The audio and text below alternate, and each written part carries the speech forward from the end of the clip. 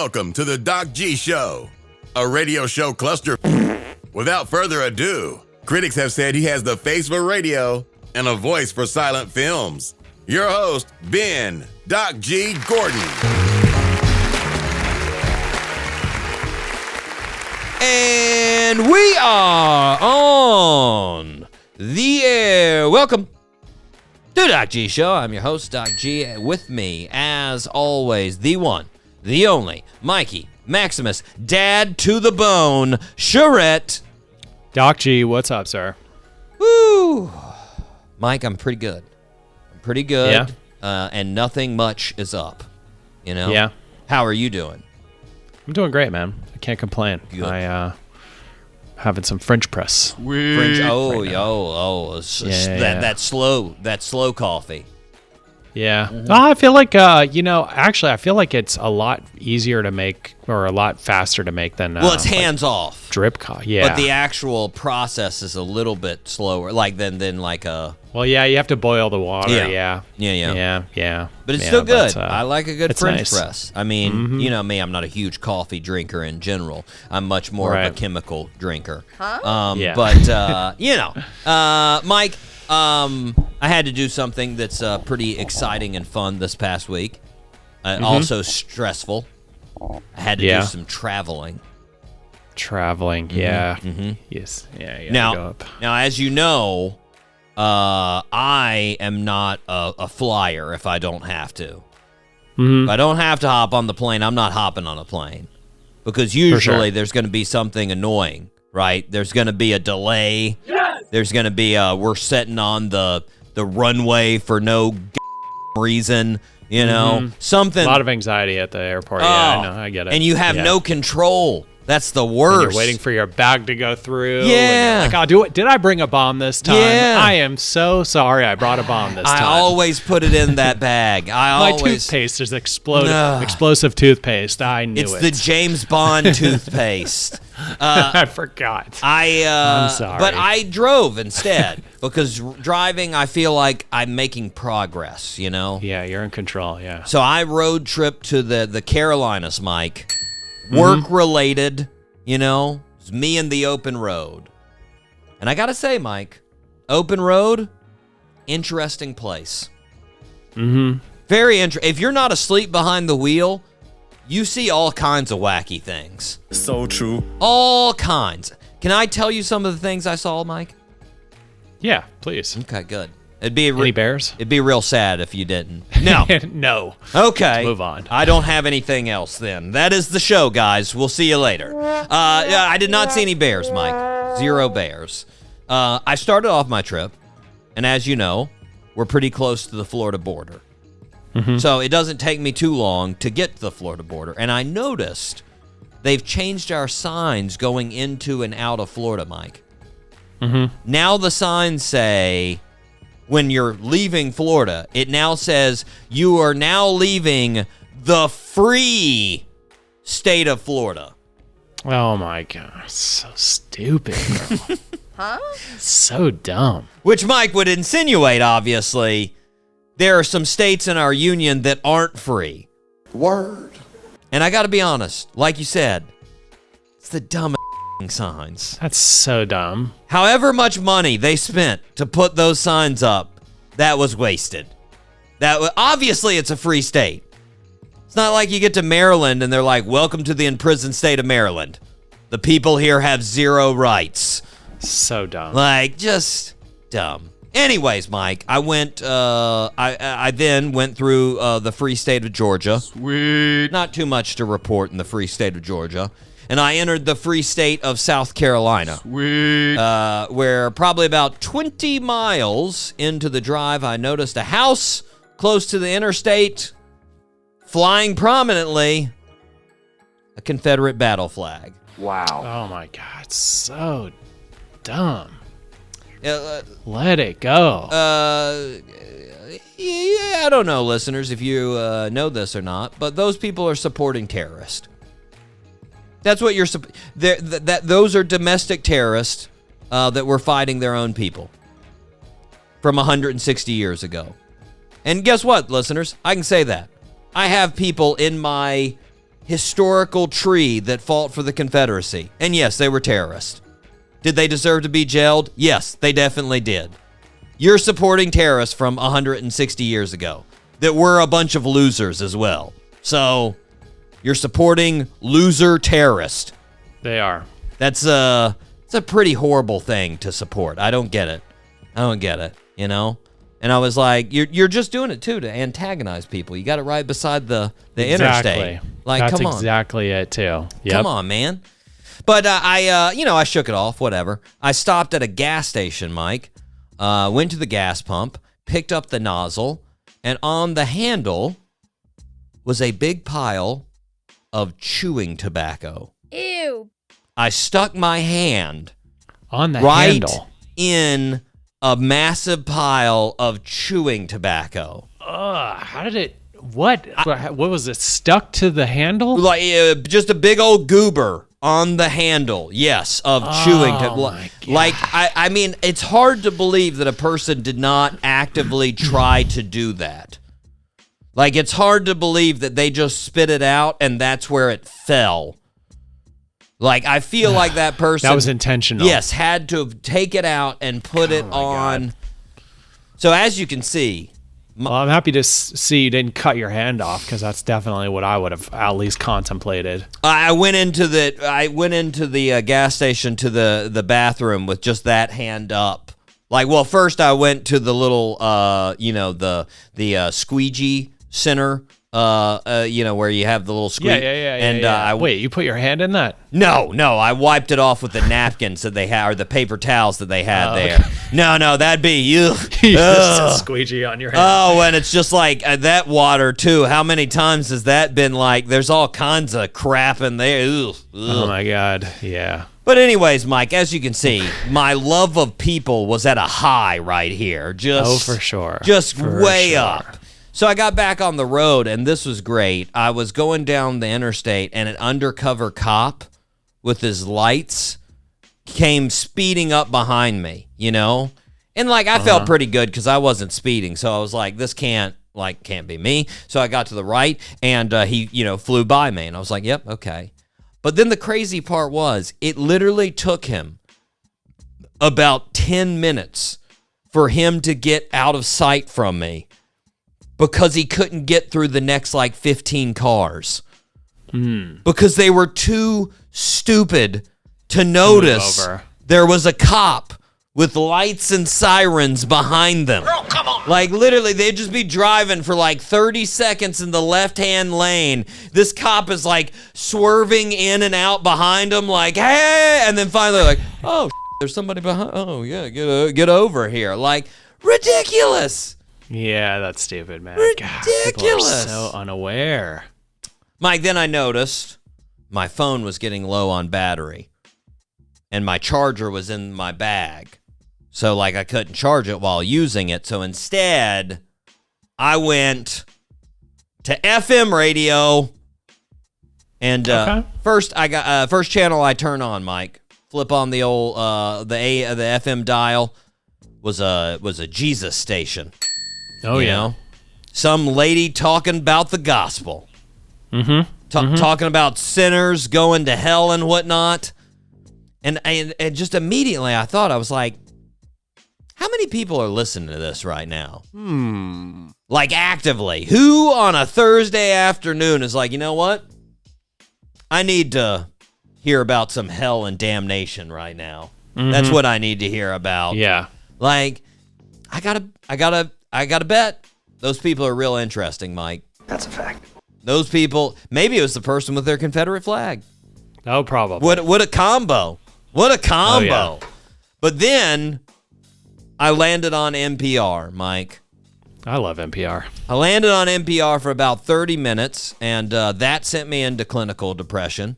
Because not too good as far as the stories going on. Usually it's cheerful. Usually they've got... Well, they had real cheerful news, or music with the news, right. And they had real cheerful reporters, but what they were saying was very sad. Then I got stuck in rush hour traffic in Columbia, South Carolina, Mike. I hit Columbia right at about 5:30. There's traffic in Columbia. This is the most surprising part of this story. Oh, Mike, yes. There are 3 major interstates that are all around Columbia, 20, 26, and 77. All that basically make a triangle around Columbia. And Columbia has about 750,000 people in the metropolitan area. So when it lets out for the school day and for rush hour, you're screwed. And I was screwed. And I sat in there for a good 45 minutes. And I got to be honest, Mike, I don't see how anybody does that in any city. Nope.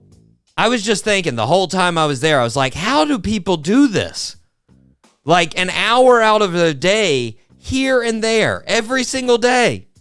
Well, they're dead inside. So once they die inside, then they're just able to continue on as zombies. Exactly. For the rest of the drive. Like I'd make it like maybe a month doing that. To all the listeners listening to us in traffic right now, we love you and we know you're not dead inside. If you're doing that, just the other people. If you're doing that, listeners, hang on. Yeah, hang on. You for your service. We appreciate it. I seriously, hats off to you. Because I'd make it maybe a month. And then I just pull off one day and instantly start being homeless. I just turn my car off and be like, well, this is where I live now. All it is you remembering how much time you're spending in your car. And then you're like, wait a second. So I do this for 2.5 hours per day. And then that's times 7. That's I'm wasting an entire day in my car every week. Yeah.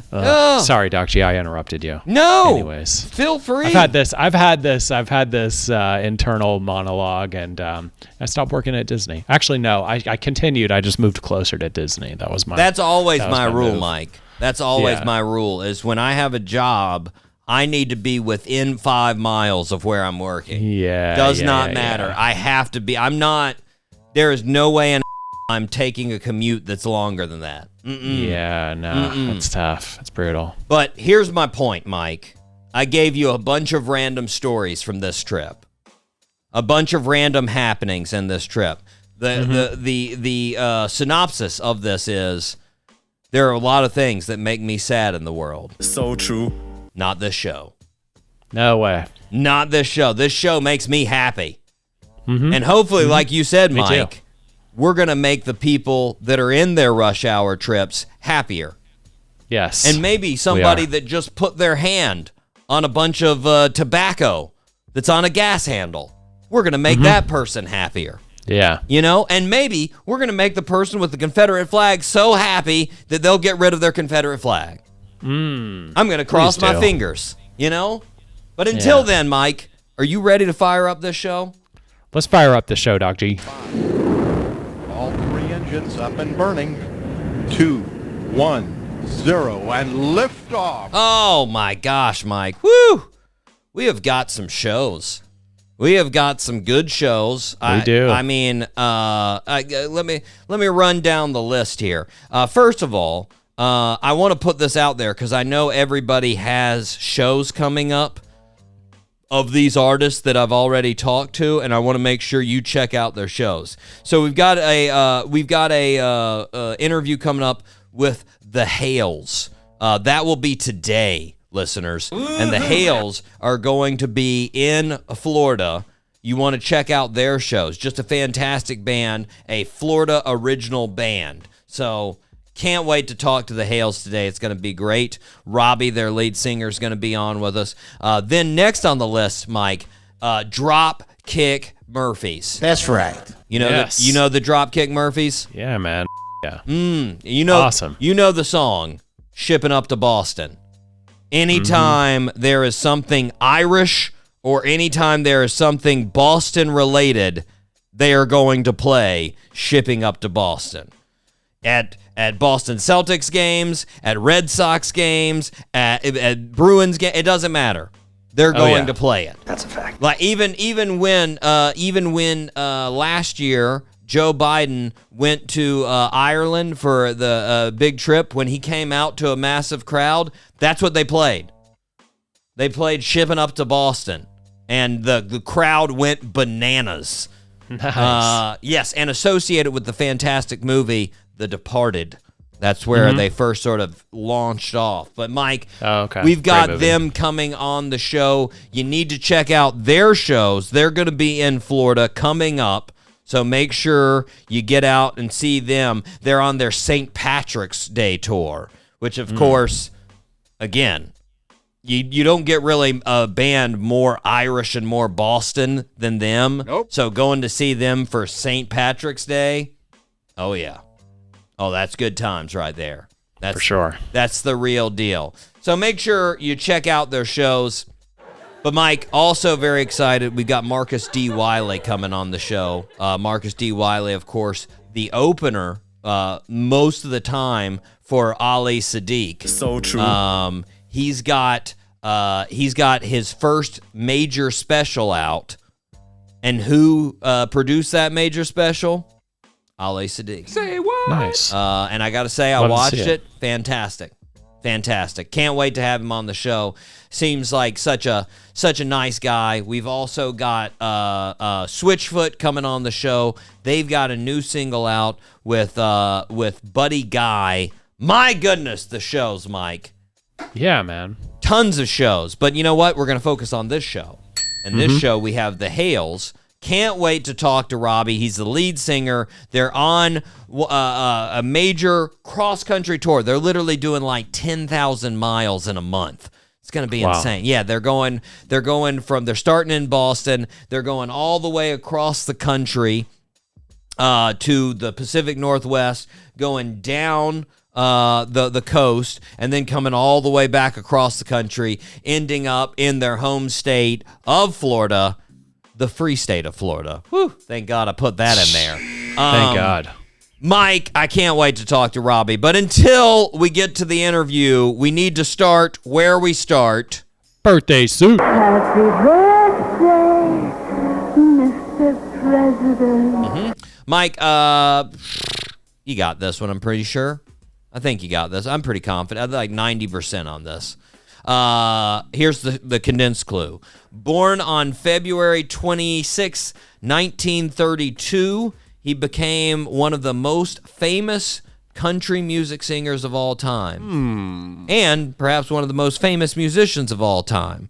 He was known as the Man in Black, with songs like I Walk the Line, Folsom Prison Blues, and Ring of Fire. Johnny Cash. Johnny Cash is correct. Yes. Man in Black, Mike. Man in Black. Born in Kingsland, Arkansas. Did you watch Walk the Line, Mike? No. Oh, it's a good movie. You need to watch that one. That's a good one.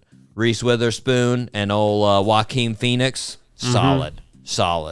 But yeah, you know, he started out Sun Records, went to Columbia Records. Start of his career, super addicted to amphetamines and barbiturates. Then he had a TV show. He formed the Highwaymen in the 80s with Waylon Jennings, Willie Nelson, and Chris Christopherson. They had 3 great albums. And then in his later years in his life, he had several albums with Rick Rubin, which, of course, a lot of, young timers know the old cover of 9 Inch Nails, Hurt. But sadly, he passed away in 2003. He was inducted in the Country Music Hall of Fame, the Gospel Music Hall of Fame, the Rock and Roll Hall of Fame, and the Songwriters Hall of Fame. So he's in Hall of Fames, Mike. And you know what? Fantastic, seemed like a fantastic guy, but I always point this out. He is one of sort of the evidence, if you want the evidence of like the detrimental effects of long-time drug use. Because when that dude, when he died, right, he was only 71. Go back and look at pictures of him at 71. He looked like he was 105 when he died. Like, he just, those amphetamines and those barbiturates, he had other issues. He had neuropathy, he had cardiovascular issues. But, I would say they all stemmed from that drug use, that heavy drug use, you know? Man. But regardless, you can always enjoy his music. Fantastic music, you know? Happy birthday to the man in black, none other than Johnny Cash. Mike, you ready to rip some headlines? Yes, sir. Let's rip some headlines, Doc G. It's now time for Rip from the Headlines. Mike, there's been some interesting things going on in the rap world over the last week. Don't know if you've seen this. This is a headline from TMZ. Quote, DJ Khaled receives casket at Florida home days after Tekashi 6ix9ine got one. End quote. Word. Did you hear about this, Mike? No. So apparently at both of their houses, two dudes just pulled up. And with DJ Khaled, they pulled up to the security guard checkpoint. And they told the security guards, hey, we're delivery guys. We've got a package to deliver. And the security guards let them go to the house gate. Oh, come on. Which, if I were DJ Khaled, I'd be like, well, first of all, you guys are fired. For sure. They didn't check any. They weren't like, okay, well, I don't see that you've got a FedEx truck, so that's weird. Or UPS or DHL. They're just in a car. And he was like, yeah, sounds good. Get on in there. Like, what? And they dropped off a black coffin, Mike, with Rip OVO on it and Rip Drake, and then a upside down cross. Two men dropped it off, then apparently prayed in some kind of theatrical thing in front of it, and then got in the car and drove off. Weird. Yep. And the same thing happened at Tekashi 6ix9ine's house, who also lives in Florida, except that his coffin had Rip King Von on it, which was a rapper that sadly was murdered several years ago. Mike, at the end of this article, it said, quote, which begs the question, could these Grim Reapers be part of the same delivery crew? Huh? Yeah, I think so. Wait, you think it's just a massive coincidence that two nut bars decide to take two black coffins to two different Miami rappers? Like afterwards, they're like, oh, did the same thing at DJ Khaled's? Oh my God, same mine. Oh, it's crazy. It's crazy. Like, yes, it's the same people. Of course. Ridiculous. Oh, man, that's weird. It's weird. That is weird, bro. They've got too much time on their hands. Too theatrical, man. Get a life. Stop doing things like that, you know? Mike, speaking of weird headline from People here. People. Yeah. Quote, Maria Shriver reacts to son Patrick Schwarzenegger's scandalous full frontal nude scenes in The White Lotus. Jeez. Mike, I'm going to go ahead and say I feel like that's exactly what a mom shouldn't do as a result of naked pictures of their son. They should not react.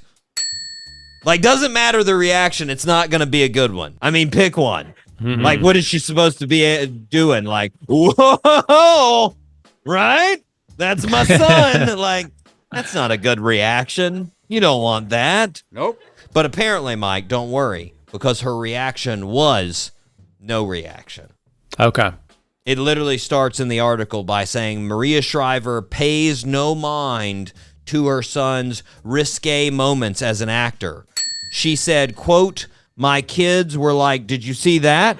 And I was like, no, what? She indicated that she was only focused on her son's face and never looked any lower, which I completely support and I can completely understand, Mike, because that is one weird thing. Yeah. Yeah, I'm putting on blinders. Nope, I don't want to just do your stuff. No, thank you. Like, that is, how do you do that? That is I bizarre. don't know, man. That's weird. I mean, it's one thing when it's like, you know, your wife or your husband.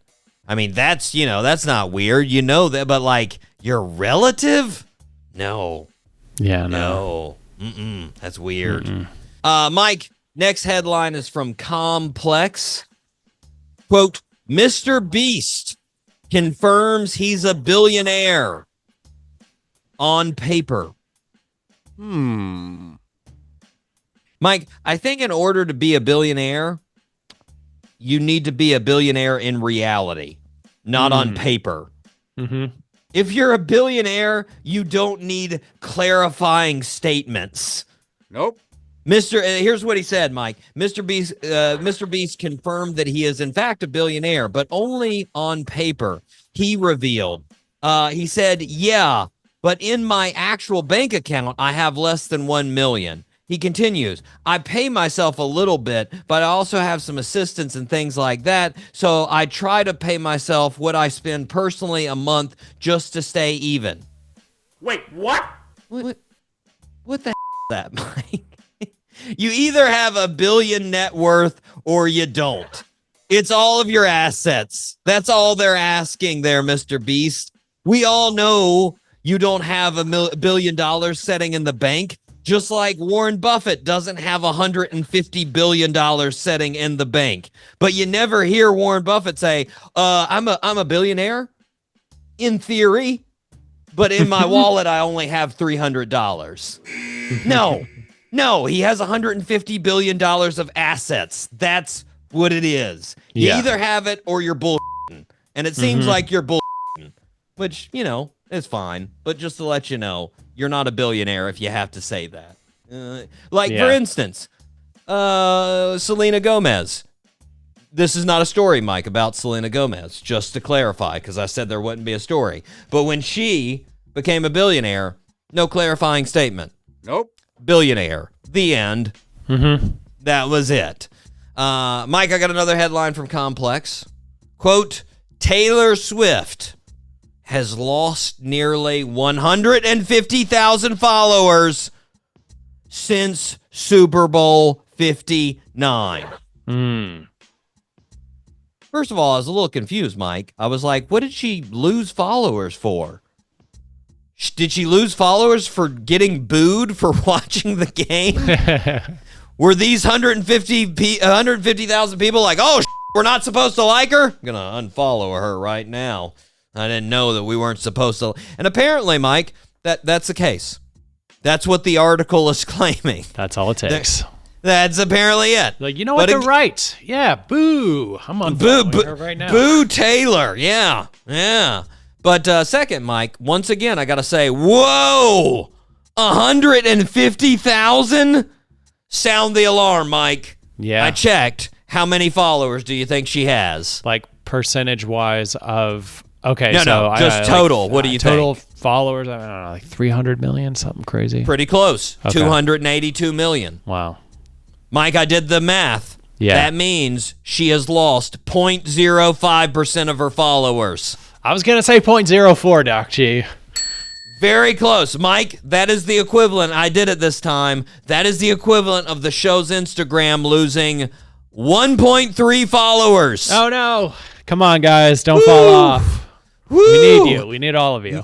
I got to say, Mike, if we lost 1.3, I would be in crisis mode. Oh, gosh. I would be like, what are we going to do? Some Confederate flag user. I'm done with this.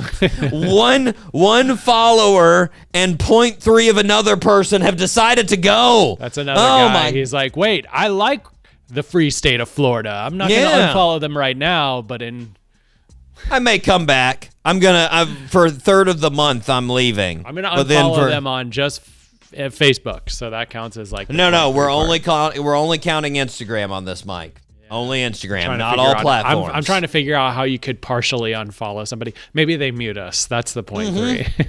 There you go. And don't like anything. They don't unfollow us, but they mute us, and then that counts as the 0.3 unfollow. Amen. Well, it would be 0.7 something. Anyways, sorry. Now we've turned into a show of fractions. Mike, we are going to take a break. We are going to be right back here on the Doc G Show. We're going to hear from the Hales with their classic Younger right here on the Doc G Show.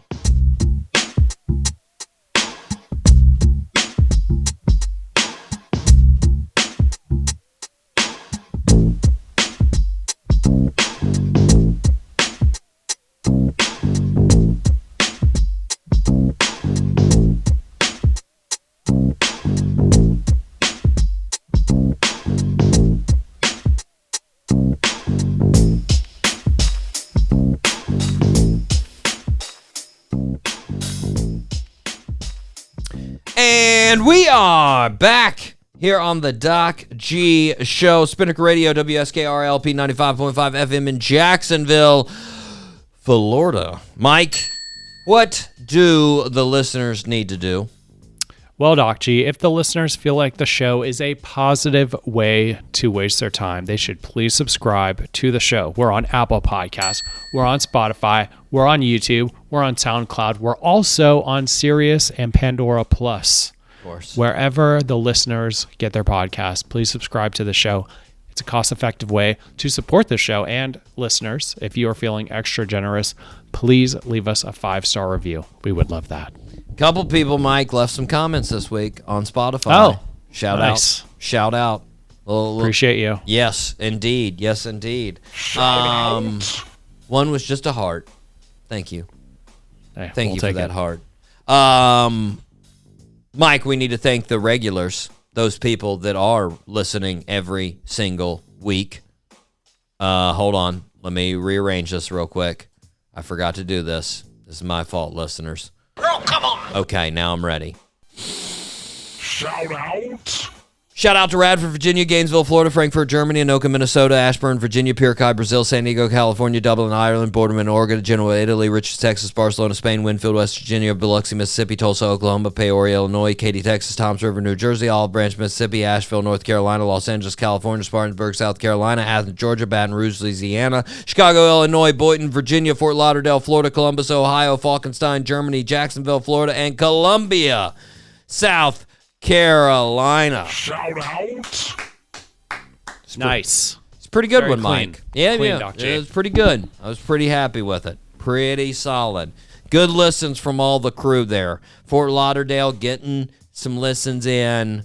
We're building our South Florida base, and I love it, Mike. Yeah, we are. I love it. 4-star listens, Mike. Number 1 on the list. Fort Worth, Texas, Mike. Fort Worth, Texas. And let me tell you something, Fort Worth. You've got 2 weeks. You've got 2 weeks to be in this top 25, and you are on the 5-star list. Nice. That's right. 2 more Yeah. weeks, Fort Worth. You can make it, guys. You can make it. Next on the list, Nora Springs, Iowa, Mike. Never been to Nora Springs. Never been to Iowa. Pretty small area, that Nora Springs, Mike. Pretty small Yeah. town. But I am a fan of American Pickers, Iowa. I love the show. Woo! I'm going to go to Iowa just to go to the antique archaeology. R.I.P. Frank. R.I.P. Yeah, Frank. man. R.I.P. Frank, man. It's so sad, but, you know. Such a nice guy. Yeah. I hope his cats were taken care of, too. You know, Yeah, he me had- too, man. Had 2 cats there. Mike, Buffalo Grove, Illinois, right outside of Chicago there. Shout out to Buffalo Grove. I'm guessing there are no buffalo actually there. That's going to be my guess. Toronto, Canada. Shout out to them. Panhandle, folks. Panama City, Florida. Shout out to them. Fernandina Beach, Florida. Shout out to those folks. Phoenix, Arizona. Shout out to you guys. Santa Ana, California. Shout out to you. Seattle, Washington. Shout out to you. This is an exciting one. Bogota, Colombia. Shout out to you. And lastly, shout out to Vancouver, Canada. There we go. Nice. Hey, Phoenix. I feel like I hear Phoenix a lot. It's pretty regular. I like it's maybe I should make another category, Mike. The 4.5 stars, the semi-regular regulars, you know, because they're not semi-regulars, but they're not regulars, but they just keep popping up on that semi-regular list, you know. So yeah, 4.5 stars. I love it. exactly. I can't find it. There was a burger spot. Next show, Phoenix listening in. Burger I'm spot going to, in Phoenix. There is a burger spot in downtown Phoenix that we went to. And you know what it reminded me of, Doc T? It reminded me of the what we like Fuddruckers? with the buffet, Fuddruckers, man. This place was incredible, and the burgers were very reasonably priced. Was it the Stoop Kid, No, it wasn't. the It Arrogant was, Butcher, It was Bad Jimmy's, downtown Phoenix. Ingo's Tasty Food? Girl, come on. I'm just going over all burger places in downtown Phoenix. Cold beers and cheeseburgers. That's a real straightforward name. Anyways, right Mike, next- hunt it Okay, down. yeah, Fifth Street you're right. Burger? No, that's Temp, Arizona. That's Tempe. Okay, find it. We'll figure it out. Listeners in Arizona, you probably already know what it is. You're probably screaming it out right now. Like, Yeah, they are. that's what it is. Morons. We're gonna figure it out. Don't worry. Anyways, Mike, you know what will make you happy? What? It's time for your favorite segment. Another guest turned us down, and I don't like the way they turned us down. Here we go, Mike. So this wasn't really a turn down, but it resulted in the artist not coming on the show. So Counts. yeah. So we've scheduled interviews with this person before, this publicist we've worked with. Usually pretty good. This time, not so much. So on this occasion, Mike, I was trying to secure an interview with a legacy artist. The artist that we are trying to get, they've had 3 top 20 albums in their history. They've sold over 20 million albums in their career. They've been a group for over 30 years. So they've got some history, Mike, you know? So I was sending emails back and forth with this publicist, and I hadn't heard back from the publicist, so I sent them an email and just said, hey, can we set this interview up? We've been trying to do this. Can we set it up? And they replied, Mike, we need to make it towards the end of February. Shoot me a date and time after 1 p.m. Eastern time. Sounds good, right? Right? Mm-hmm. So I replied, how would these dates work for the artist? I had dates from February 25th to February 28th, every single day, 25th, 26th, 27th, 28th. And then I had ranges after 1 p.m. as they had requested, right? I sent that, Mike, on February 10th. I followed up with her 2 more emails about 5 days apart saying, hey, do those dates work? Let me know if you need other times. Do those days work? Let me know if you need other times. I get an email on the 19th that said, and this is it, can you do 2/24 at 2 p.m.? Word. Mike, what is that? What is this? It took 9 days for this person to give me a time. And the date wasn't one of the dates that I said I was available. They didn't say, sorry, none of the time ranges you gave me would work. How about 2/24? They didn't explain why none of my dates wouldn't work for the artist. Nah. They just said, can you do 2/24 at 2 p.m.? Blam.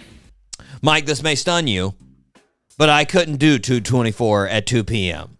Nope. And that's exactly why I didn't put it on my availability, because I was not available at that Right. time. Ridiculous, Mike. Come on, acknowledge the times that we gave you. Just let me know. Just Yeah. let me know. Like you could have said at the beginning, nah, none of those are going to work. We're going to have to try this time. So true. Nah. Yeah, but instead, just like I'm available at all hours of the day for any time, every single hour. Ridiculous, Mike. This isn't nearly as bad, though, of course, as some of the ones that we've already featured on. For sure. I'm just saying. Give me a reason. I'm not Yeah. at your beck and call. I can't do every single interview at any point in the day. I've got other things. It may not seem like I have other things, but I have other things. You know? You have other things. Anyways, Mike, we need to take a break. We are going to be right back with Robbie from the Hales right here on the Doc G Show.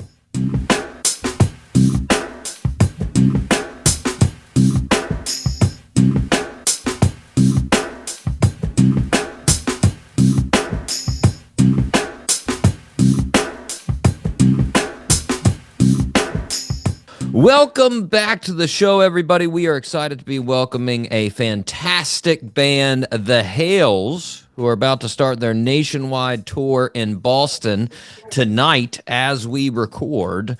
But they are going to be finishing the tour with 3 Florida shows, March 27th through the 29th. We have lead singer Robbie with us. Robbie, how you doing? Good. How's it going, man? Good, man. I gotta ask, how unpleasantly cold is it in Boston right now? It's pretty unpleasant. We driving through a sub 32 freezing temperatures the past 3 days, all the way from Miami. So it's a culture shock and a weather shock. Yeah. Well, now is the whole band now a unit in Miami? No, I'm actually based in New York, so I've kind of acclimated to some of the coldness, but most of the guys are still in Miami. Home base is Miami, so man. Yeah. So you got to do some New York to Miami trips a bunch, huh? Yeah, I've gotten used to the LaGuardia Airport. Well, I mean, I couldn't help but notice that like the first half of the tour, that's all like cold places. I know. And we did the same thing last year, and it started in January. This time around, we were like, let's start a month later, and it's still pretty cold. So. I was about to say, I think you might have to wait until like April, something like that. I mean, you guys, like I said, you're starting in Boston. How many times have you played Boston since the tour got shut down there 5 years ago for the pandemic? Yeah. We've played it now.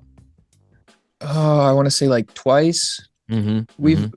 This is really kind of like, we're really like in the last 1 to 2 years, we really like, picked up our touring. And so, but yeah, that was crazy. That story of we were on our first ever tour right out of college, 2020. And just sitting in a Boston pub for the first time in my life, dealing with the fallout of, March of 2020. So do you have a little bit of like flashbacks whenever you come, like now? We're like,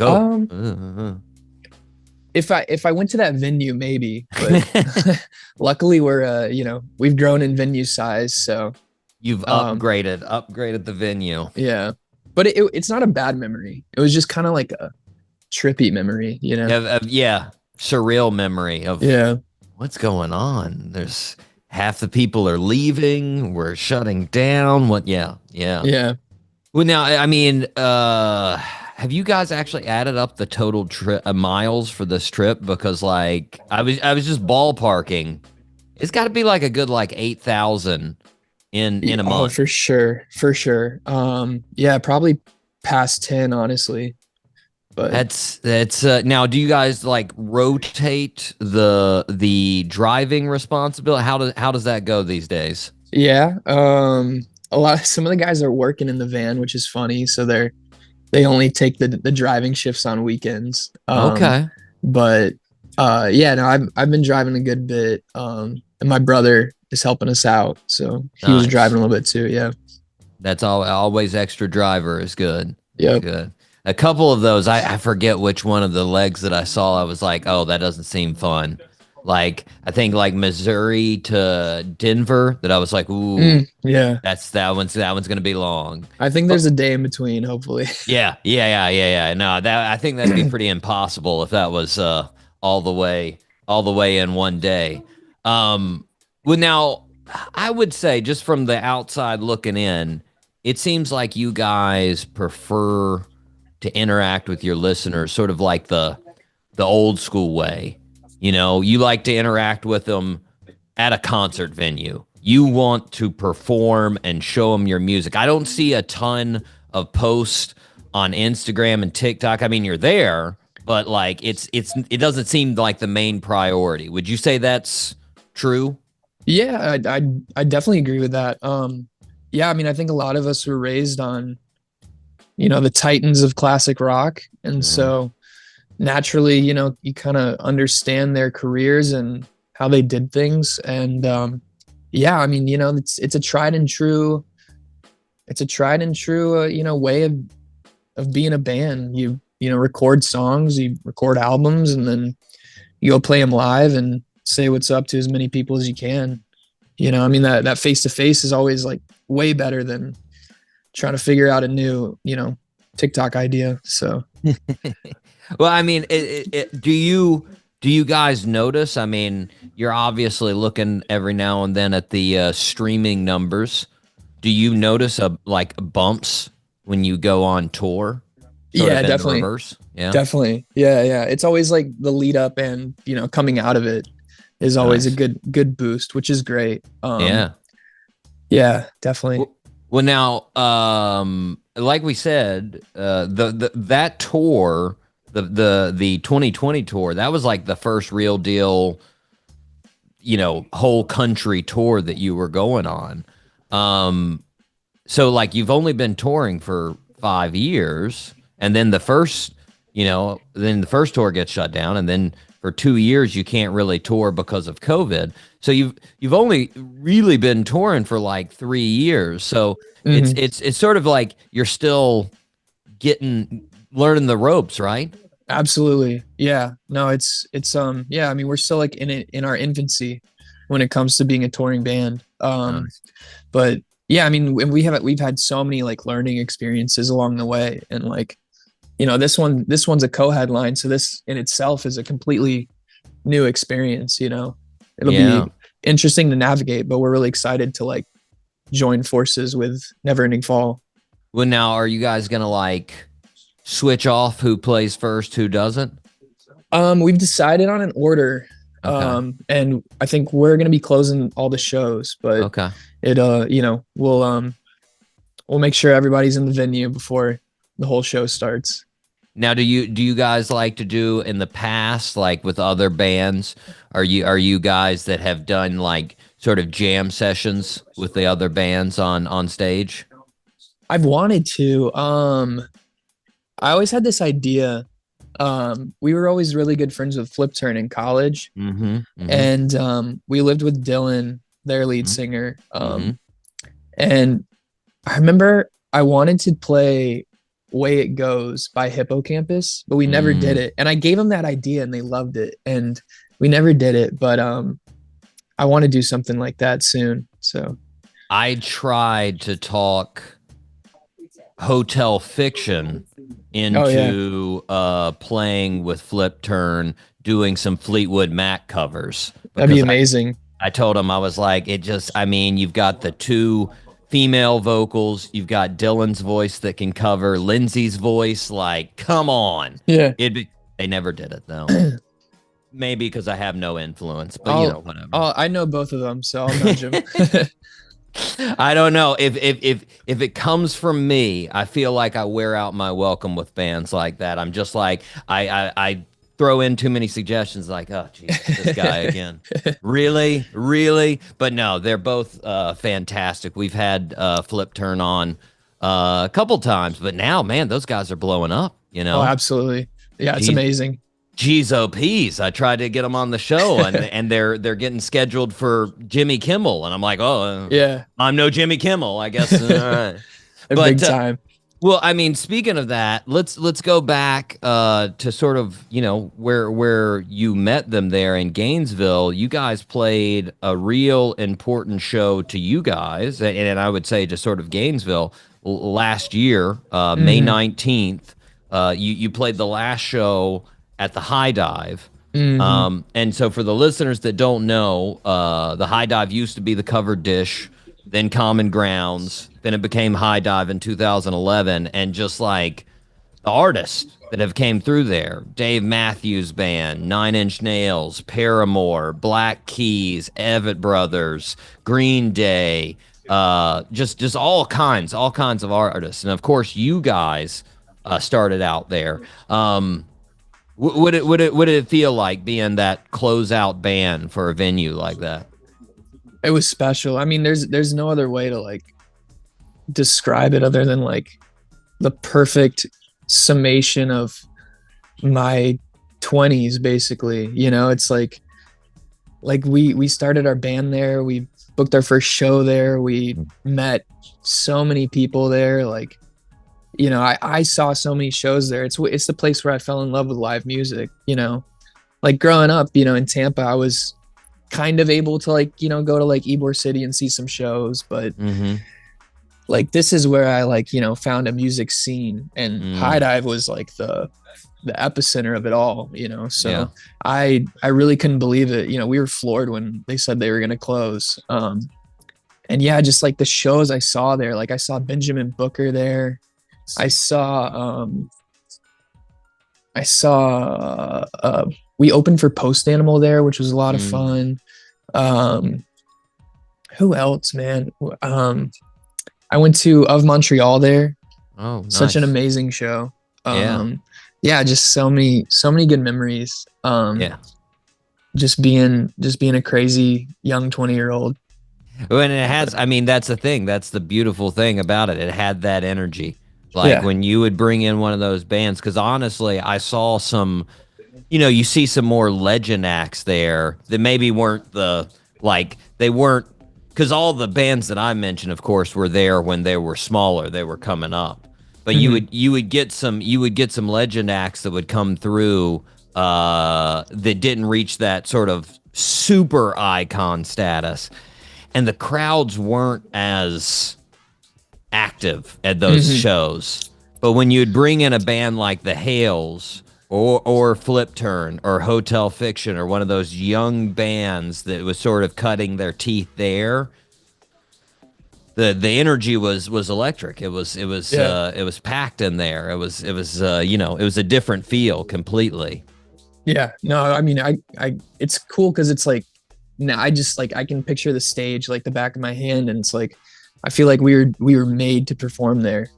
You know, like that's the only place our band fits. Yeah. Like, obviously I love taking it on the road, and I want to, you know, upgrade and all this, and, you know, get as big as possible. But just, you know, the fact that like, I know every square inch of that stage in that room, like it'll be, you know, what defines me for probably the rest of my life as a performer.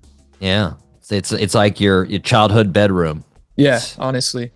Well, now the first show there, was that literally like the first real deal show for the Hales in 2015? 2016, yeah. 16. Yeah. Was that the show that Andre was basically like learning all the songs the day before? No, he was kind of added about a year later. Okay. Because he was in Miami. He was the only guy that didn't go to UF. So really, we were all just college kids, you know, that had just met on campus and had the shared interests. And, you know, Zach, our drummer, you had like a little solid like year there without Andre before he actually came part of the band. Yeah, I mean, he was really, we like kind of rotated. Like Zach's cousin played some shows, we had a friend play some shows, but these were all people that, you know, they just didn't fill-ins. They were just filling in. They didn't take it seriously. And Andre was from a previous band, so he was like, and he was always, you know, so about it and would love coming up to Gainesville and doing the trip back and forth. Like he didn't mind driving. So I don't know if I'd love doing that. I was about to say, I don't know if I'd love doing that. That 4-hour drive, 4.5-hour drive seems like it gets longer every single time. Yeah. Well, how long would you say it took the band to sort of, I mean, was it before Andre that everybody was like, hey, this is working? Or was like Andre sort of that solidifying piece that then you were like, okay, we've definitely got something here?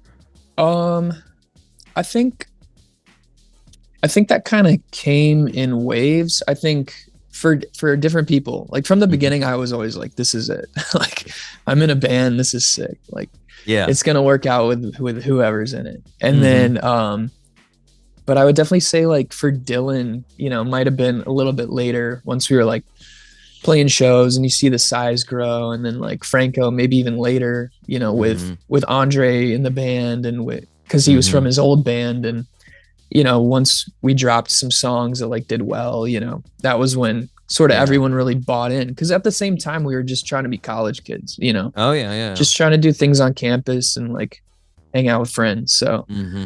it was we weren't trying to take that away from ourselves. We were never like pushing to get on the road or anything like that. Like we wanted that college experience. Yeah, but for you, it was basically as soon as you started, you're like, well, this is it. This is what I like. Yeah, no, straight up. Like I already had the band name like in the back of my brain and just was like waiting for the moment to like The present Hales? it. Is everybody like that? Is that Yeah. good? Basically. Well, you guys released the EP Impale there in 2017, which I heard you say it's sort of like it's like a demo. Yeah. Now I noticed though, so you took it off all streaming services except SoundCloud. Is that just like a little Easter egg, or were you just like, it's too much, we're not taking it off, whatever?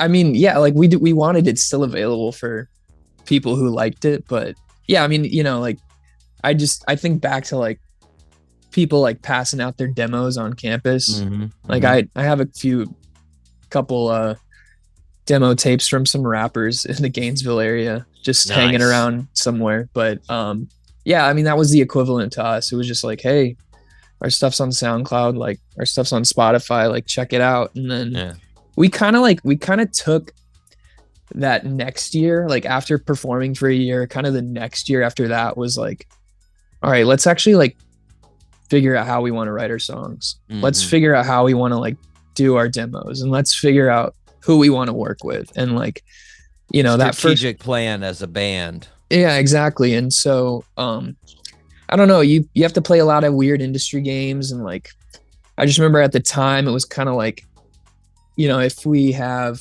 less out, it might look better, but I don't know. It's, it's all kind of fuzzy at this point, but I wouldn't be opposed to throwing those songs back on streaming and some like deluxe something, Well, I will say I'm a Bronco fan.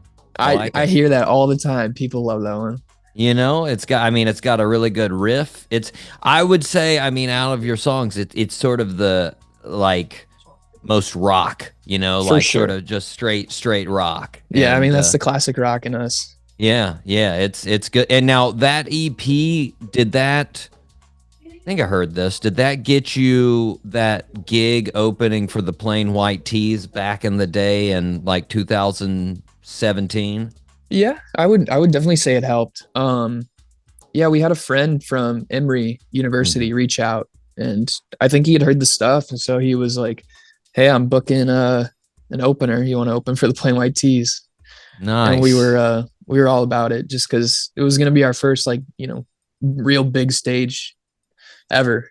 Was that the first outside of Florida you ever did? Yep, it was. Oh man, going to the ATL. Yeah. I mean, you probably, do you ever like, because I actually went back before the interview there, took a little gander at the vlog on your YouTube. Oh yeah. Do you like, have you gone back ever and actually looked at that? Because like, I probably wouldn't remember any of that stuff if I were you. I'd be like, oh, that happened. Yeah, I've definitely like watched it a few times. That was a fun one because we had a friend come up with us and shoot some video, and he edited it. And he was great to be around, and I helped him edit it. So it was nice.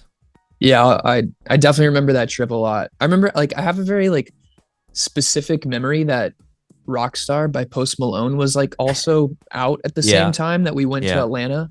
And so that song always takes me back to that time period.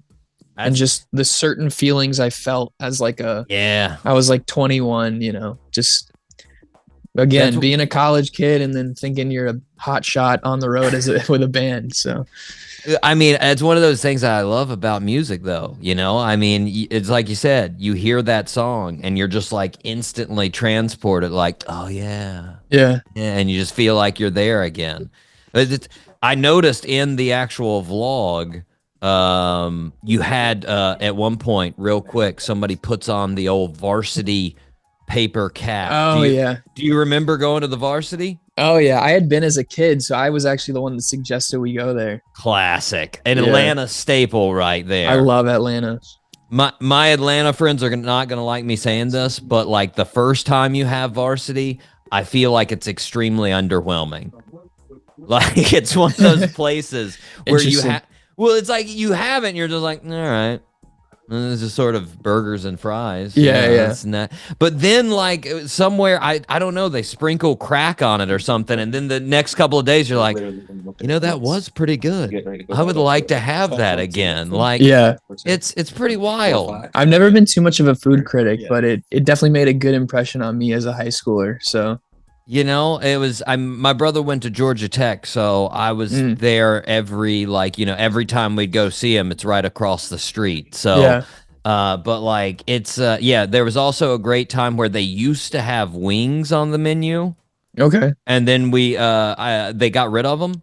And I went in there and was like just convinced that I wanted some wings, and I ordered them, and they looked at me like I was a moron. And I was like, well, they're like, we don't have that on the menu. And I was like, and they got the giant menu up there, and everybody's yelling out, what do you have? And I was like, oh God, I've ruined it. All right, I gotta get out of here.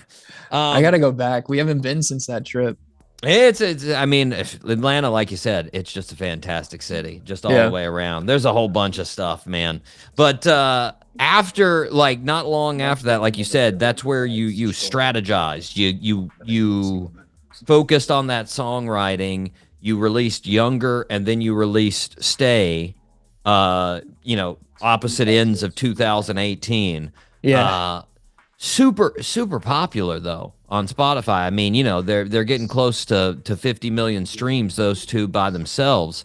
They were both on your debut album. Now, if these were my songs, I would have a hard time not comparing every new song to them, just because of how popular they are and how much people love them. Do you find yourself doing that now? Like, do you have to because I don't think it would be healthy as an artist, but like, I also think it's really hard not to. Yeah, I agree. It's funny because it's like, I guess in this internet age, like anything can kind of take off. Mm-hmm. So, I mean, it's cool too. Cause like, I remember for a while, like you could have definitively said like Younger was more popular than Stay. Yeah. And now it's kind of the other way around. So it's like, it's all very fluid, but I think what helps me is that I genuinely love those songs.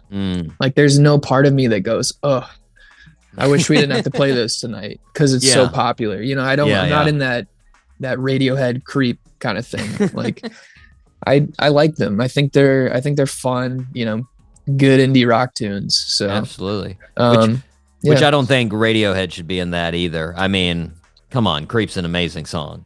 Yeah. That's why Dave Chappelle loves it so much. But as far as that go, I think one thing that helps you out with that is, like you said, you guys put so much effort into both of those songs. And usually I hear from artists that like end up sort of hating playing those popular songs. It's when they came out super effortlessly. And they just 5 minutes it was done. And they were like, oh, I guess this will be a song. And then it ends up, being triple platinum. And they're like, what the I didn't do anything for that song, So now, I mean, are you able to sort of, when you make new songs, just say, hey, I'm working on new art. It has nothing to do with the old songs. I'm focused on this. Yeah, definitely. I definitely try to put myself in that headspace. But at the same time, I know that there's a lot of tastes that are similar to me from the past 7 years. So I know it's gonna still have, I think what helps me is that I do know that like there are those similar tastes, and like I'm confident that like there's gonna be a symmetry between what I've done and what I want to do, or what we want to do collectively. Our personalities really haven't changed over the years. Like, we're all still the same set of friends. So, like when we approach a song, like the new one, Different Guy, like we're still hitting it with that same, like, everybody's got their same corner. They're coming from, and what's cool is like, now we're just 7 years more experienced. So Nice. that feels good, in the process. You feel more Absolutely. confident, and you make bolder choices because of that. So Mm-hmm. Well, I before we go on to the new song, I would be remiss if I didn't mention you guys working with longtime friends of the show, Magic City Hippies. oh yeah. Tell us a little bit how you started working with old Patty Fatstacks there as a producer. Pat was like I feel like Pat and kind of all the hippies, they were like some of our first fans. Like they were Nice. they every time I see them, they look at me and go, "Dude, that song Younger, I love it." And I'm just like, "Yeah, you told me that last time." Like, but it's funny, I actually saw them. They played Brooklyn a couple weeks ago before we left Yeah. for tour. Yeah. And so I was out there and hanging out with those guys, and then I was up there in the green room, and they were like, "Oh, we should have done the remix. Fiona, like, we didn't yeah. even know that you were here." Only Pat knew I was there, but yeah, so hopefully we can set that up one day. But yeah, they're great. Like, we've played with them every city in Florida. Nice. They've always like had us as openers, and they truly are like big brothers to us. They were kind of the band that we looked up to. We were like, if we could get to that level, we'll be making it. So They are in a big way. They have made it, in the fact that they are a successful touring band, Mhm. And what would you say your favorite Magic City Hippies song is? I love Modern Animal. That opening melody is like the hookiest thing I think I've ever heard. And then Fanfare is a great one to listen to. But we always love the Miami Beach line. Yeah. Like, they grew up on the east side. Yeah. Just because we're always like hanging out in Miami Beach. So I love I that, don't know. They're fun. That whole EP, the whole Hippie Castle EP, man. Yeah. With Bull Ride. Bull Ride is one of my jams. True. It has such a just Miami, like the vacationers vibe. Yeah. Ride that bull, man. It's and I gotta say, the New Year's show that you guys did with them, that had my favorite artwork that they've ever done. That tiger with the palm tree on the forehead. Oh, they had a jacket with that. Totally missed it buying it, and I feel like a moron. Yep. But so going along with the new tour, you guys, like you mentioned, new single literally just came out. Different guy. Now, first off, I noticed again, just like all the other tunes, independently released. I know you guys have had like interest from record labels. Why have you decided to keep it independent? Yeah. So we did do What's Your Motive with like a distributing partner, 1RPM, and they were great. So that was like, I mean, it's still independent, we still own all our masters, but yeah, I don't know. We just haven't had the right deal, just come across, and we've been just really close. But it's just something that hasn't shaped up yet. So you're not opposed to it? No, not opposed to it. I mean, I've always like, I've found bands through labels as a kid. Right. I think it's a great thing to possibly do, but as a musician, you got to realize when you have leverage and when you don't. So yeah. That's something that we like, we're always talking about, and we're kind of in this era of like betting on ourselves. So different guys, sort of the start of like, let's get back to like, releasing some singles and drumming up some hype, with a song at a time, and, just seeing where it goes, and, being ready for, whatever's at the next corner. So I like it. Yeah. Well, I mean, this was like the first real single of new songs here, new music. I'm going to go out on a limb and say you guys had other music finished What made you decide to go with a different guy? Was that sort of the pick from the get go? Like, let's get this one out as soon as we can. Yeah, we wrote like 4 songs. We had a couple like random shows in Jacksonville and Atlanta last year, like April. And so in between, and like the weeks in between, we got a rental house and just started jamming away like we did, when we were in Gainesville. Nice. And it was great, man. We bought all this gear from Sweetwater and just like rushed it all in and set up our own little recording studio and just jammed out and made like 5 or 6 songs. Nice. And on top of that, we've got plenty of other ideas, behind that. But yeah, Different Guy was the one that really like kind of shaped up first. And then at the same time, we had been reached out to by Phil Jolie, who helped produce and mix the song. And he was like, he's got some really cool credits. Like he worked on Come Down Machine by The Strokes, which is one of my favorite albums ever. So that really sold me. And then we haven't met him, but we worked on it remotely together, which was a really good process. He's like super receptive. And I'm like really hoping that, as we kind of start working towards like maybe an album or whatever we want to do, like we'll still involve him and maybe get in a room together. Absolutely. But yeah, Different Guy was like, that was the one that was like, let's get this one done and then we can finally move on. But it took a while, but it was like, we like to really like dial in stuff.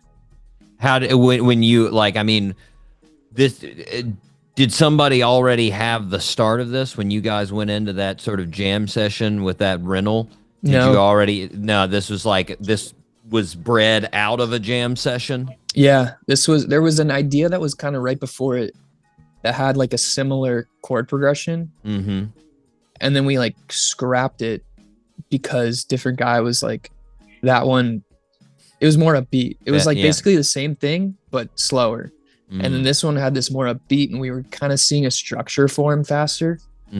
And so, yeah, it was just pure jamming. Like we didn't want, we like, that was our one rule was don't bring anything in that like you've already written. It was straight up all organic. So that was like, that was why that week was like so fun.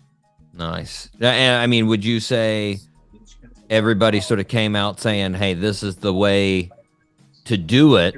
Or, I mean, was it just something as sort of like a change of pace that you guys wanted to do for those songs? It was definitely a change of pace because a lot of What's Your Motive had been like really thought out, just really in planned. Like really planned, really thought out, but also like done in parts where it was like Franco's working on Heaven. Me and Dylan are working on like Breathless. Like it was all kind of, and then it would just, those songs would change hands. It was never like collectively at the same time. So somebody had like one individual member had sort of first crafted it sort of, and then brought it to the group for finishing. Exactly. Yeah. And this time around, we wanted it to be like whatever our brains can join on in the same moment, that's what we're going to ride with. And yeah, Different Guys, like that's the start of, that kind of wave. Nice. It's definitely interesting to see bands do that. Cause listeners know I'm a huge fan of the Eagles and the Eagles, they, for the first several albums would do that where it was one member would bring it and say, hey, this is a song I've got. And then the rest would sort of put in their, 2 cents, but it was mainly that person.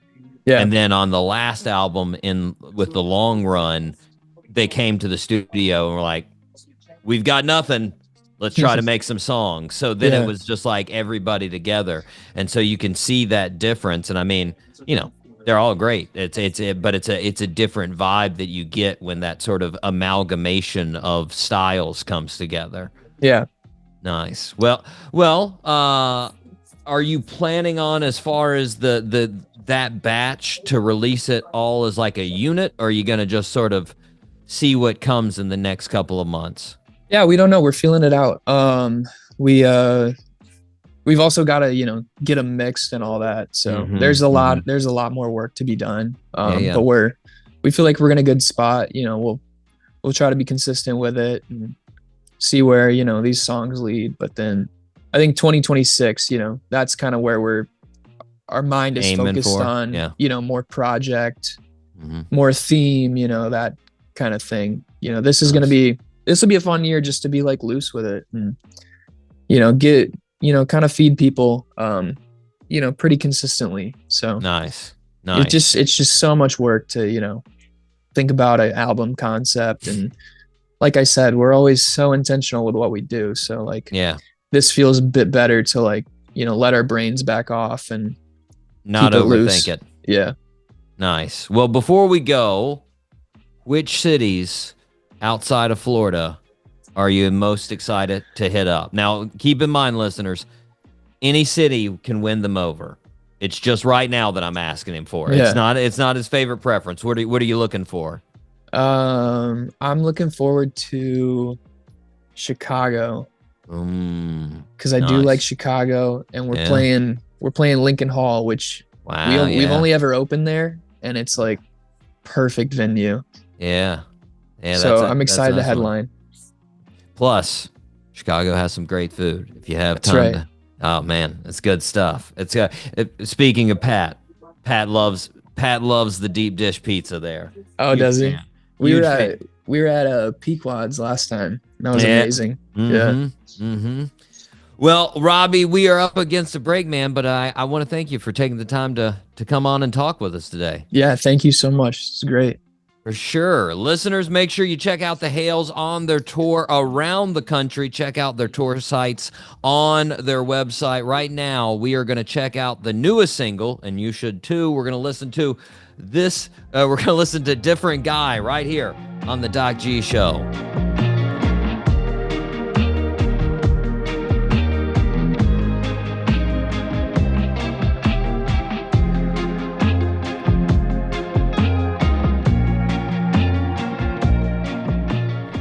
And we are back here on the Doc G Show. You just heard of the Hales with their newest single, Different Guy. My goodness, Mike. Just another one of those, Florida bands that makes me a little envious, Out there living the dream, just being young bucks, just tearing the country up with their squad, their posse. You got 5 dudes out there still in their 20s, just zip zapping around the country. Must be nice. Must be nice. Just no care. Well, they got cares in the world, of course, but not. Of course, not old man cares. Young man cares. Young man cares. And then they're performing in front of adoring fans every night, but it's not like a ton of adoring fans. It's a club adoring fans. So you feel like you're a part of this, cohesive group, And they got so many good songs. They got those songs that they first put out, The Younger and The Stay. They're just really, really well put out songs, man. And these guys, I'll tell you, I didn't actually bring it up with them in the interview, but they've got so many, they're such students of music, these dudes. Yes! Like, every single one of them, I see them, they'll be talking about some other, genre or area of music that's completely different of the other stuff they've been talking about before. And I'm like, man, they dig deep. They go all over the genres. I mean, they go from, hard rock of the 70s to funk of the 80s to the 2010s R&B to pop of the 2000s to rock of the. It's just like, man, they are students of the game and becoming masters of the game. Impressive. And of course, they've hung out with 2 of our friends of the show, the old Magic City Hippies and Flip Turn. So, they're part of the gang. Shout out. Shout out. Thank you to the Hales. If you are in an area where they are performing, do yourself a favor. Go watch them. It will be a fantastic show. That's this much I guarantee to you. For sure. Mike, before we go on, to the fastest growing segment. You found the burger place you were talking about before. Sweet. Yeah, it's called the Chuck Box, and it's in Tempe, Arizona, but very close to Phoenix. The Chuck Box. And Mike, while we were listening to the hails, took a gander, and my goodness, I bet you I could tear that place up. Oh man, that's great. I could tear that place up, Mike. I think what I would do, I would get the double big one. I would go that. I would not go the double great big one. I don't need a pound in my life these days. But I would go double big one for a 2/3 pound. Right. And then I would get some jalapeno jack on that. Oh, yeah. A little spice in there. Yeah. Then I'd get a little bacon on there. Oh my God. Now you're talking. Now you are talking. But I am looking too at that Tijuana torpedo, which has got the ground beef with the jalapeno jack cheese, but also green chili on top. I bet you that place is good, Mike. Yeah, it's delicious. It smells great. Fixin's Bar. Paper plates. Yeah, Fixin's Bar. I mean, 10 out of 10. Now, I noticed there's really only one dessert they have on their current menu, Mike. Rice Krispie treats. Did you get a Rice Krispie treat? No, I don't think we got dessert. I mean, we were too full. Absolutely too full. Yeah, we were too full, but I'm sure they're delicious too. I like how at the bottom, you know it's a good place on their menu. They've got a little X through a martini glass and a car saying "Be safe, never drink and drive." I thought that was pretty well established, but okay. All right. Yeah. Just making sure. Good stuff. It's a college bar. It's a college town, man. Yeah, these kids got to know. Crazy bags. Get yourself together, college students. Come on. Anyways, Mike, it's time to move on to the fastest growing segment in the world. Mike C, top 3. Yes, of course, Mike. And this week is our final installment, if you will, of One Hit Wonders. Yes. 2010 One Hit Wonders, Mike. There's some good ones. I probably could have dug a little deeper and found even better ones. Me too. Yeah, I feel that way too. But I went through several lists. I thought about it. I've got about 20 or so honorable mentions here. I've got my top 3. And I could probably switch around the top 3s, honestly, because there's some ones on the honorable mentions that I really like. But when I looked at it, I was like, no, those 3 are just jams. Those 3s are just jams, so I'm going with it. So I guess we'll do the normal. We'll do the top 3 first, then we'll do the honorable mentions. Okay. Okay, so my number 3, Mike. Number 3, this is a great one. I don't know about you, but I jammed on this one. This is one that they played all the time at the gym that I was working at. This one never got really old for me. This one I just loved all the way through every time they played it. Magic, Rude. Yes. Great song. That's a jam, man. Such a good feel, such a good vibe. I mean, it's actually sort of, it's not really sad, but when you listen to the lyrics, you're like, well, you should be nicer than that, But, at the same time, it's just a fun, happy song. So, yeah, it is. Yeah. Did you see the dad's version of the song? No, I didn't. Oh, there's a YouTube version where the dad that he's talking about in that song sang a song to him in the same way. Nice. Good I need to check it out. I'm guessing it has a lot of views. Guessing a lot of views. Mike, your number 3. My number 3, Fancy by Iggy Azalea. Yep. Yeah. She didn't really pan out with her hip hop career. She's still out there. She's still out there. She's still doing stuff, but that first Fancy, that hit hard. Yeah, I gotta be honest. That's great. I still find it weird that she doesn't rap with a Australian accent. I find that very off-putting. I feel like she should rap with an Australian accent. I mean, I never hear accents in music. no, well, I feel like you I know, you don't. got plenty of English singers that sing with a American accent, you know? Yeah. So, like, I mean, I get it, but, like, still, it's just one of those weird things. She gets up there, she's rapping like almost any rapper, and then she hops off, and she's, like, super Australian. And you're just like, what? What happened here? It's just wild. Anyways, good song, Mike. Good song. Yeah, it is. Mike, my number 2. Ooh, this was tough. This was tough between number 1 and number 2. Number 2, Passenger. Let Her Go. Mike. Such a well-written song. Such a tearjerker, too. You feel. You're like, you let her go. And you don't really feel it until you let her go. You don't know what you lost until it's gone, man. Oh, you know? Yeah, that's sad. Yeah, it's a good. It's just so good. And I think me and my brother talked about this a while back. But it's one of those things that, like, this song, I feel like it's sort of like a classic, like, 70s singer-songwriter song. And I feel like it's one of those. Obviously, we've progressed a ton since the 70s. But I feel like if you released that in the 70s, it would have been number 1 for like 15 years straight or something like that. It would have like blown their mind. They would have just been like, Yeah. oh my God. Like, just such a good song. Such a good song.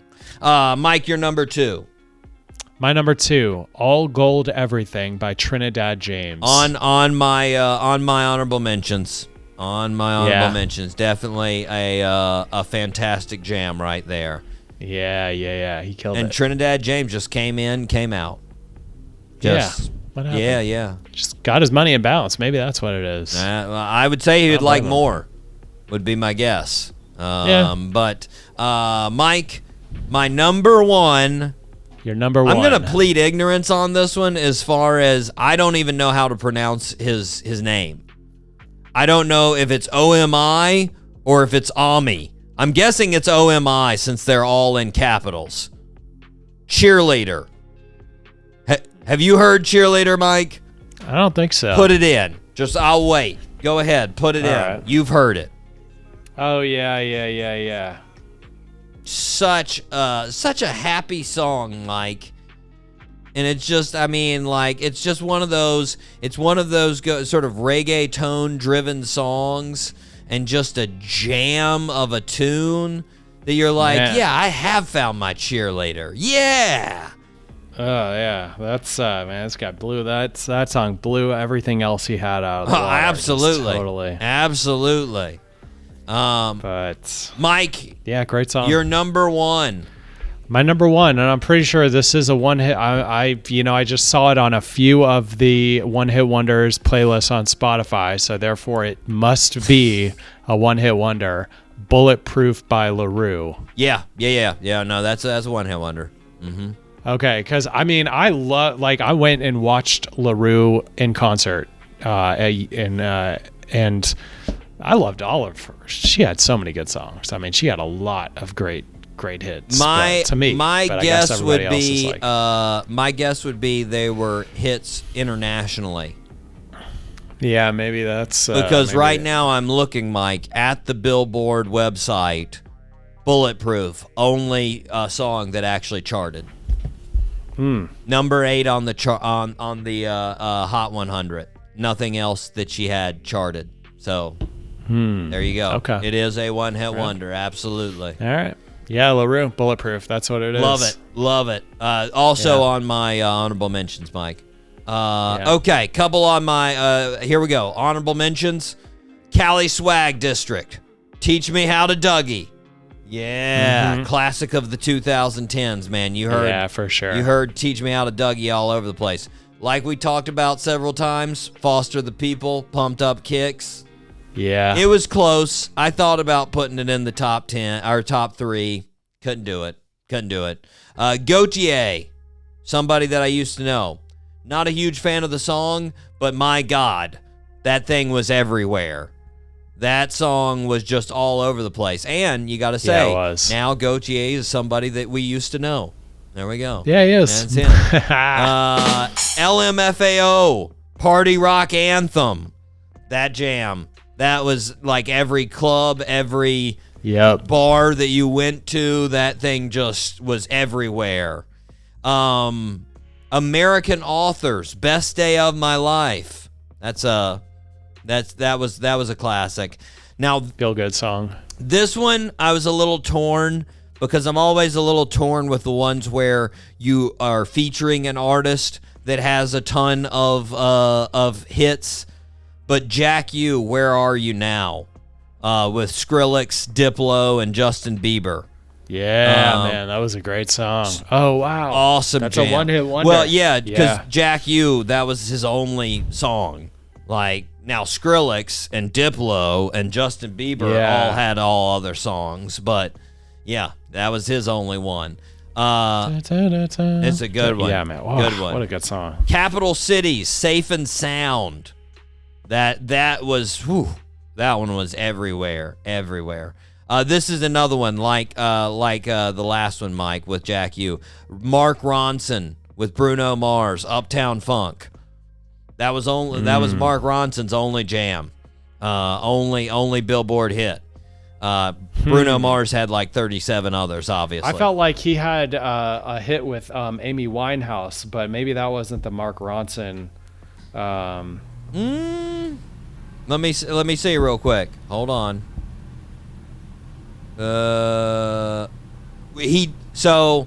Nothing that cracked the top 40, Mike. Okay. So Uptown Funk, 14 weeks at number 1. Wow. 14 weeks at number 1. His song with Miley Cyrus, Nothing Breaks Like a Heart, went to 43. That was the thing that was closest. To a top 40 hit. Then he had another song with Dua Lipa, and then a song with A$AP Rocky. But I forgot he was a part of the Everyday with A$AP Rocky and Rod Stewart. That's a jam. Didn't get anywhere close to being it was a 92 on the Billboard charts, but whatever. Anyway, sorry, I got really sidetracked there. Where are we at? Okay, Rachel Platten, Fight Song. This is my fight song. Yeah, that's a jam, Mike. Gets you inspired. Yeah, it is. It's inspiring. Lumineers, Ho Hey, jam. Congos, Come With Me Now. That was a pretty big workout song for me. I really like that one. Dram, featuring Lil Yachty, Broccoli. That one again. Oh, Broccoli. What? Oh, man. Yeah, that's another one that's, because Lil Yachty obviously had all kinds, well, not all kinds, but he's had multiple songs. But Dram, that's the only one. That was the only one. And it's definitely, I love that jam. Designer, Panda. He had other songs too. He had Timmy Turner, which was one of his other songs. Yeah. But Panda was the main one. AWOL Nation, Sail. That's a hit. Walk the Moon, Shut Up and Dance. And then lastly, Dricky Graham, Snapbacks and Tattoos. Nice. I have a couple. Well, I want to redo. I want to go Where Are You Now for my number 3, because I freaking love that song, Doc G. It's got such like a space tropical vibe to it. Yeah, it's something like to this. it, It's man. like this mix. Like when it goes into those weird, the weird musical breaks. To me, it's like you're in a tropical jungle on another island. That's basically what I'm feeling. It is good, man. Anyways, tropical something. What else you got? Let's see here. I think you pretty much. You know what? Two Door Cinema Club. What You Know. Yes. That was going to be number 1, but it does. I asked ChatGPT, is this considered a one-hit wonder? And ChatGPT says no, because they did have a couple other really good songs, and I don't know what the criteria on ChatGPT is, but What You Know by Two Door Cinema Club. Let me check here. Oh no, So they never actually. Sorry. Yeah. They never had any actual hits. Yeah. Oh, they never even did it. No. Okay. So those were albums. Yeah. So Okay. they had their Beacon album was 17 and their Game Show album was 79. So I mean, honestly, it doesn't fit the normal definition, but like if you think that was their one good song. Well, no, I went and watched them live. I thought they had a lot of good songs. But, Okay. Well, there you go. It was on one of the lists. So, what else? Feel It Still by Portugal the Man. Okay. Yeah. I thought about putting that one on there. Cool Kids by Echo Smith. Yes. I should have had that one. Completely forgot about that one. And Midnight City by M83. Yeah, that's it for me. Nice, Mike. Well, there we go. That was fun. Okay. 40 years worth of one-hit wonders. Yeah. We've done it, Mike. We've done it. We did. All right, Mike. What are you thinking? I mean, where do we go from here?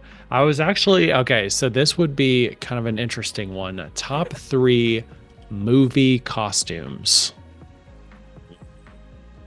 Okay, so not like superhero, but movie costumes. Do we have anything else?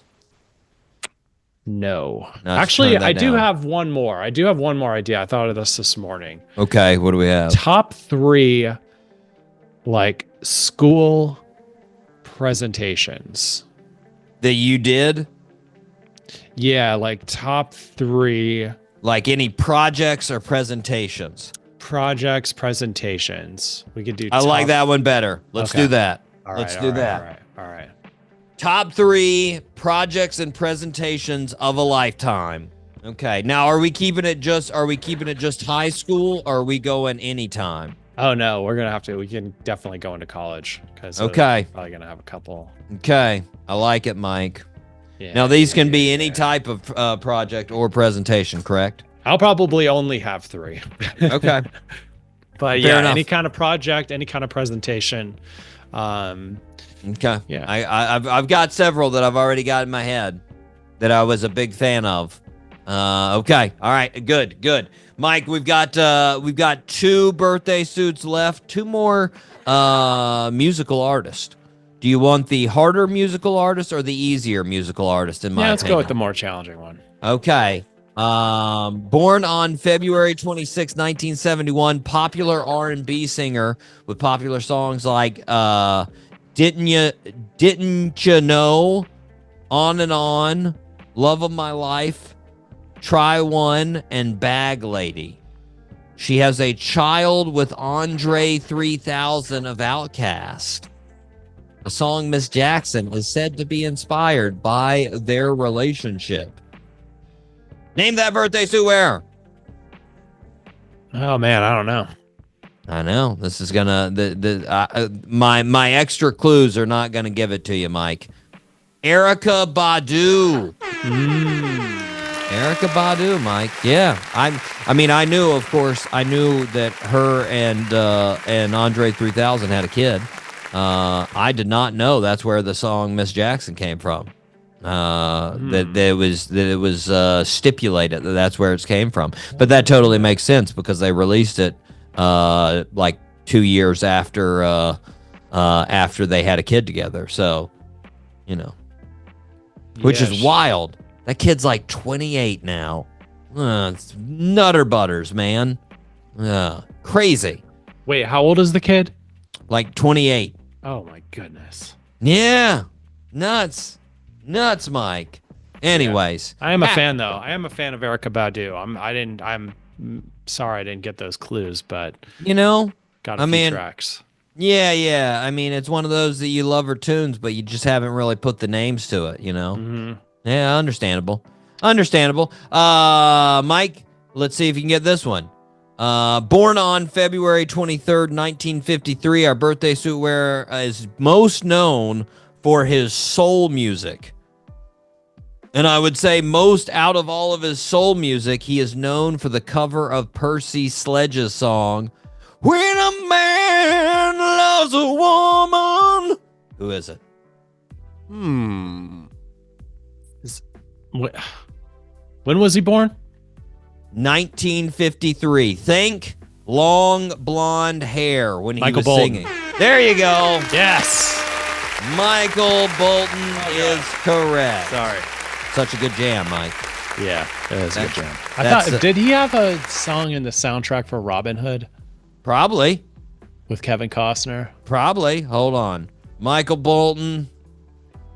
Robin Hood song. It came up.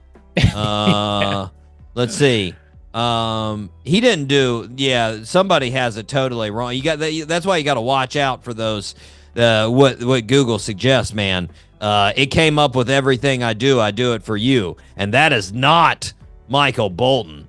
Who is that? Brian Adams. That's Brian Adams. Okay, never mind. Yeah, so Michael Bolton. Yeah, I'm happy I got it right either way. Yeah. Michael Bolton. If you would have gave me the wrong clue, I would have probably got it right still. Let's see. Michael Bolton wants you to break up with Robin Hood. Yes, that's Michael Bolton. I don't even know what that's about. That's something. That's weird. Anyways, yeah.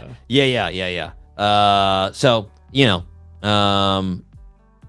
And so there it is, Michael Bolton. Let me give you a little background on Michael Bolton. Born in New Haven, Connecticut, 1953. He loved music. He started a band when he was 14. They were signed to a record label when he was 16. He dropped out of school, moved across the country. He was into heavy rock and metal, Mike. That's what he was doing back in those days. His band that he had opened for Ozzy Osbourne. Whoa. Back in 1980. Okay. Yeah. And then in the 80s, he was like, you know what? I'm going to sing soul music instead. Yes! And so then he started covering all these older soul songs. And from 1987 to 1995, he had 4 top 10 albums and 7 top 10 songs. Over his career, he's had 24 albums, 35 singles, and he's won 2 Grammys. Nice. Mr. Michael Bolton. There we go, Mike. Not too bad. 2 out of 3. 2 out of 3. Solid week. Solid week for you. Mike, we need to wrap it up. But as I mentioned before, we have got some fantastic shows coming up. So get excited, listeners. I mean, Dropkick Murphys. I mean, Marcus D. Wiley. I mean, Switchfoot. Just all kinds. All kinds. Get excited. But until then, I have been your host, Doc G. With me, as always, the one, the only, Mikey Maximus, the Fernicus, Charette. Always a pleasure, Doc G. Thank you so much for having me. Of course. And until next week, zip it up and zip it out. Zippity-doo-dah.